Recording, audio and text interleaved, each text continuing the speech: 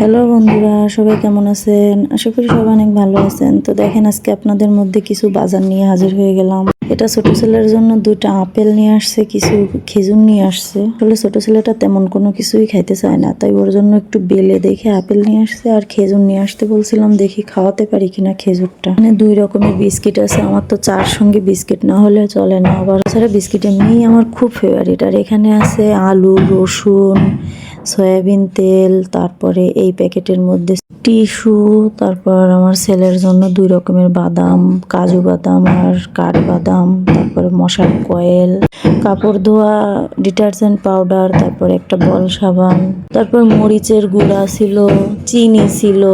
এসব কিন্তু কিছুই মান্থলি বাজার না, আমার যখন যেটা ফুরায় যায় তখন সেটা এনে দেয়। যে মান্থলি বাজার তেমন একটা করা হয় না। এখানে আমার জন্য একটা মিষ্টি পান ছিল, যে সবকিছু এক এক করে বের করে নিচ্ছিলাম।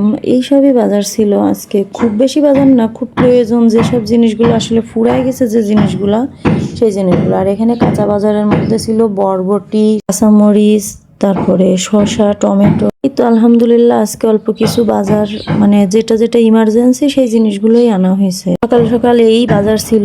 সবাই ভালো থাকবেন, আল্লাহ হাফেজ।